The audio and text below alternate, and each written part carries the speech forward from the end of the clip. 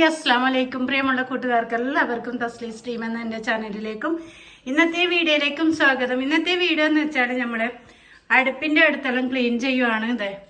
ഇവിടെ എല്ലാം കരി പിടിച്ചിട്ട് എങ്ങനെ ഇതുപോലെ ഉണ്ടായിരുന്നു. അപ്പം ഞാൻ നേരത്തെ ക്ലീൻ ചെയ്യുമ്പം വീഡിയോ എടുക്കാൻ മറന്നുപോയി, വിട്ടുപോയി, ഓർമ്മയില്ലായിരുന്നു. പിന്നെ പെട്ടെന്ന് ഓർമ്മ വന്നു.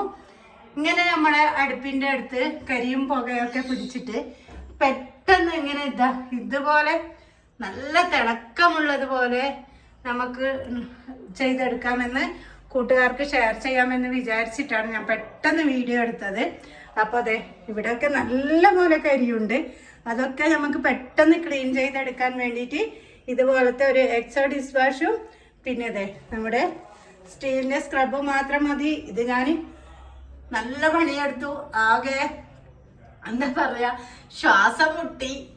എന്നിട്ടാണിത് ഈ കോലമായത്. എങ്ങനെ കറുത്ത് എങ്ങനെ ഉണ്ടെന്നറിയതേ. അത് ക്ലീൻ ചെയ്ത വെള്ളമാണിത്. കണ്ടോ, കരി കാണുന്നില്ലേ? അപ്പൊ നമുക്ക് ഇതും കൂടെ ക്ലീൻ ചെയ്യാം അല്ലേ. എന്താ ഞാന് നല്ലപോലെ ഇങ്ങനെ തേച്ചരച്ചിട്ട് നിങ്ങൾക്ക് ഫുൾ കാണിച്ചു തരാം.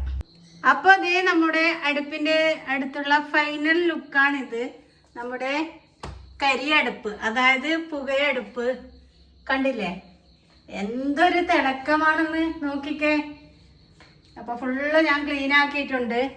ഇവിടെയൊന്നും അങ്ങനെ കരിയൊന്നും അങ്ങനെ അധികം വരച്ച് കളഞ്ഞിട്ടില്ല. അപ്പം മോശമാണ്. അപ്പൊ ഇത് ഇവിടുന്ന് വിട്ടു പോരോന്ന് വെച്ചിട്ട് പേടിയായി.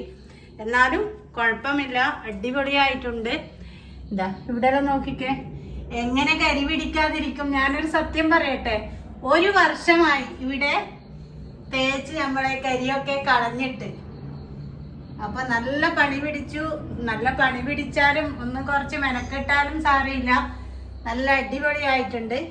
അപ്പൊ ഇന്നത്തെ വീഡിയോ കൂട്ടുകാർക്ക് എല്ലാവർക്കും ഇഷ്ടപ്പെടുമെന്ന് വിചാരിക്കുന്നു. ഇഷ്ടപ്പെടുവാണെങ്കിൽ തീർച്ചയായും ലൈക്ക് ചെയ്യുക, ഷെയർ ചെയ്യുക, ഒപ്പം ചാനൽ ഒന്ന് സബ്സ്ക്രൈബ് ചെയ്ത് സപ്പോർട്ട് ചെയ്യാൻ മറക്കല്ലേ.